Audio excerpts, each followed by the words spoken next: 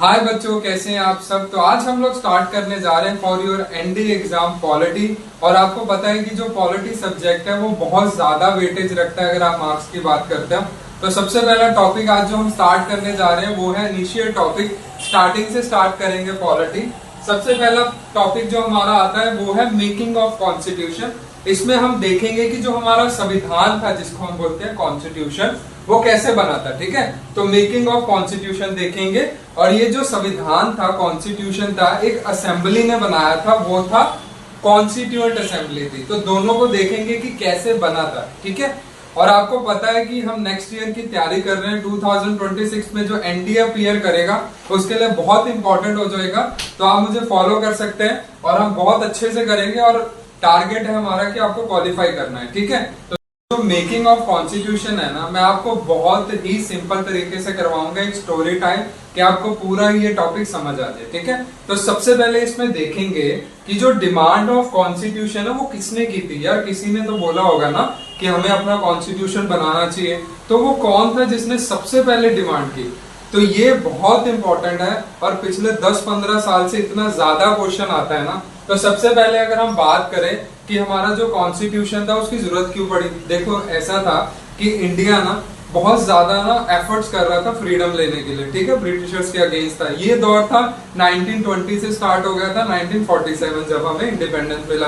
तो बीच में ऐसा दौर आया कि हमने बिल्कुल बहुत ज्यादा प्रेशर क्रिएट कर दिया ब्रिटिशर्स पे। तो उस टाइम पे एक शख्स थे, वो थे M.N. रॉय। ठीक है, एक शख्स थे M.N. रॉय, नाम याद कर लो।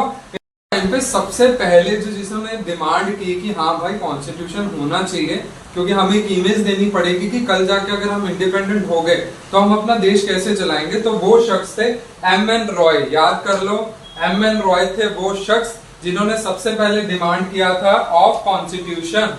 और अगर आप बात करोगे M.N. रॉय की, इन्होंने सबसे पहले डिमांड की थी 1934। याद कर लो, बहुत ज्यादा क्वेश्चन आता है आपके कॉम्पिटिटिव एग्जाम की। अगर आप बात करोगे, बहुत कॉमन क्वेश्चन है, पिछले 10-15 साल में बहुत बार आया। ठीक है, so who was the first person, ऐसे आएगा, who has demanded the demand of constitution की होना चाहिए मेकिंग ऑफ कॉन्स्टिट्यूशन, वो है M.N. रॉय इन 1934। होता है जब M.N. रॉय 1934 में डिमांड रख देते हैं ना कि भाई इंडिया बहुत जल्दी आजाद होने वाला है, आपको देखना पड़ेगा कि हम कैसे अपना देश रन करेंगे, उसके लिए एक प्रोसीजर, एक कॉन्स्टिट्यूशन होना चाहिए। तो अब क्या था ना, उस टाइम पे एक ही बड़ी पार्टी थी, इंडियन नेशनल कांग्रेस। इंडिया लगा लेना, इंडियन नेशनल कांग्रेस सबसे बड़ी पार्टी थी उस टाइम पे।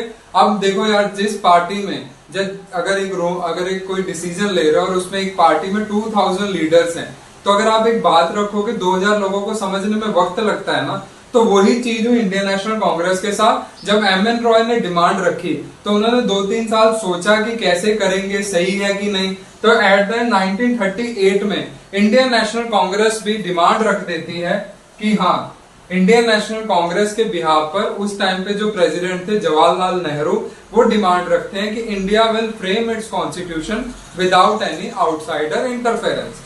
इंडियन नेशनल कांग्रेस एक्सेप्ट कर लेती है कि 1938 में कि हम अपना कॉन्स्टिट्यूशन बनाएंगे।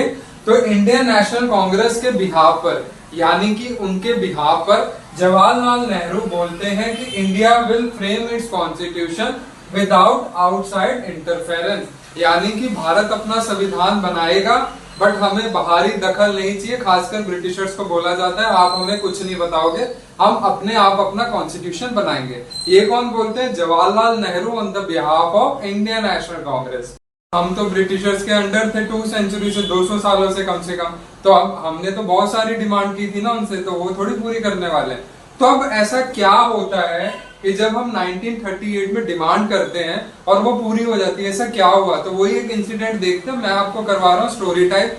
बुक में बहुत लेंथी चीजें ले रखी हैं और यही इंपॉर्टेंट है, यही आप देखो, बुक की जरूरत ही नहीं है आपको, आप वैसे क्वालिफाई कर जाओगे। ठीक है, तो सबसे पहले क्या होता है, जब 38 में हमने डिमांड कर दी तो उसके इन बिटवीन 3-4 महीने बाद 1939 में सडनली वर्ल्ड वॉर 2 स्टार्ट हो जाता है। ठीक है, 2 स्टार्ट हो गया 1939 में। अब इसमें क्या था, 2 पावर थी, एक थी एक्सिस पावर और एक थी अलायंस पावर। ठीक है, 2 पावर थी इसमें, एक्सिस एंड अलायंस।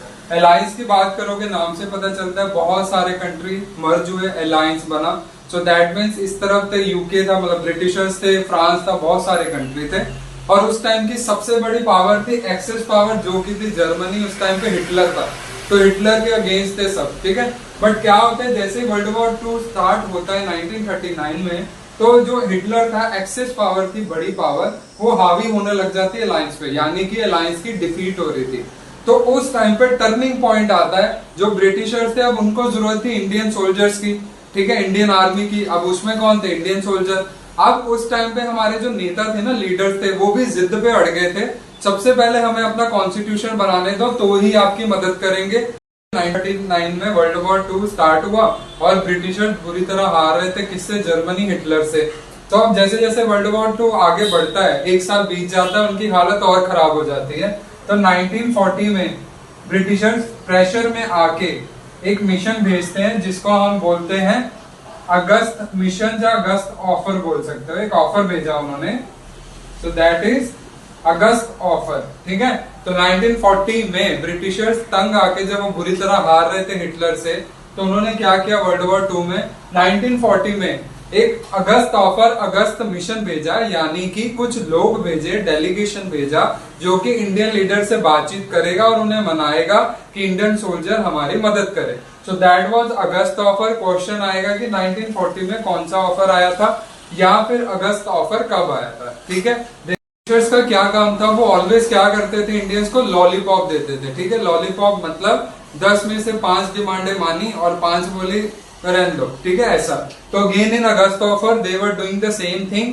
वो हमारी सारी डिमांड पूरी नहीं कर रहे थे, एक दो डिमांड पूरी कर रहे थे, जिस वजह से अगस्त ऑफर फेल हो जाता है, ठीक है। अगस्त ऑफर फेल होता है। अब फेल होने के दो कारण थे। पहला, डिमांड नहीं मान रहे थे, डिमांड वॉज नॉट एक्सेप्टेड, सारी डिमांड एक्सेप्ट नहीं हो रही थी।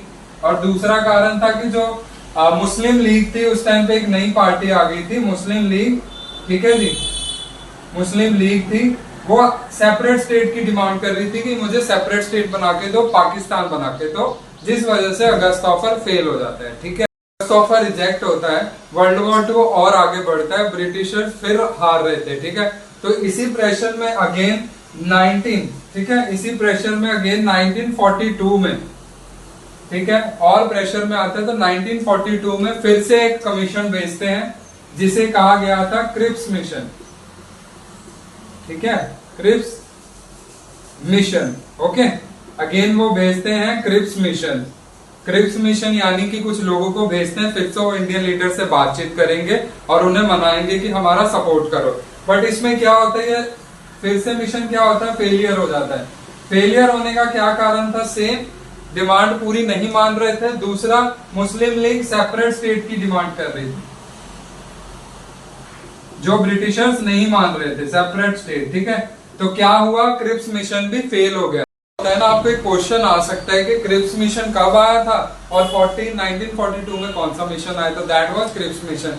अब इसका ये क्वेश्चन आएगा कि इसके हेड कौन थे, ये भी क्वेश्चन आता है। तो हमेशा याद रखना, हेड वही था जिसके नाम पे कमीशन होता है। तो इसके हेड थे स्टीफर्ड क्रिप्स, ठीक है, जिसपे क्रिप्स आएगा 4 ऑप्शन में टिक कर देना, वो थे स्टीफर्ड क्रिप्स।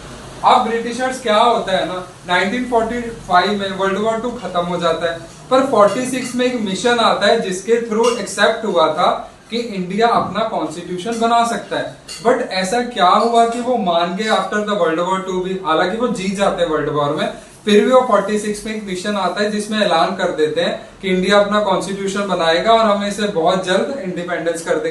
हो जाता है ना, हो जाते हैं इलेक्शन, कहाँ, यूके में, ब्रिटिशर्स के वहां इलेक्शन हो जाते हैं। तो एक रूलिंग पार्टी थी बहुत टाइम से, वो हार जाती है, एक नई पार्टी आती है जिसे लेबर पार्टी बोलते हैं, जो इंडिया के पक्ष में थी। तो ये सारी डिमांड एक्सेप्ट करती हैं और मिशन भेजती हैं 1946 में। Very important, cabinet mission, cabinet mission आता है 1946 में। So this was cabinet mission, जिसके थ्रू हमें अलाउ किया ब्रिटिशर्स ने, जहां हमारी डिमांड मान ली, हमसे डर गए, वो था कैबिनेट मिशन, जिसके थ्रू बोला कि हाँ, हम बहुत जल्द इंडिया को इंडिपेंडेंस भी कर देंगे और आप जब तक अपना कॉन्स्टिट्यूशन बनाओ। So that was cabinet mission 1946। देख लेते हैं कि जो कैबिनेट मिशन आया 1946 में, उसमें क्या क्या बोला गया। सबसे पहले तो इस मिशन के थ्रू ही हमें एक्सेप्ट कर ली हमारी डिमांड कि इंडिया को हम इंडिपेंडेंट भी कर देंगे। दूसरा, इंडिया अपना कॉन्स्टिट्यूशन खुद बनाएगा, हम इंटरफेयर नहीं करेंगे। दूसरा, इन्होंने बोला कि आप 2000 लोग हो, एक इंडियन नेशनल कांग्रेस जो उस टाइम पे टोटल लीडर, तो आप सब बैठ के कैसे कॉन्स्टिट्यूशन बनाओगे?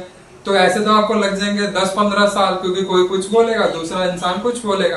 तो इन्होंने बोला कि आप एक कॉन्स्टिट्यूएंट असेंबली बना लो, कुछ लोग रख लो जो मिलकर कॉन्स्टिट्यूशन बनाएंगे। 2000 में से आप 389 लोग रख लो इस कॉन्स्टिट्यूएंट असेंबली में, और इसका सिर्फ काम होगा संविधान बनाने का। ठीक है जी, उतना जल्दी बनेगा, जितने कम लोग होंगे ज्यादा डिस्कशन होगा, अच्छा बनेगा। ठीक है, तो ये सब था कैबिनेट मिशन के अंदर।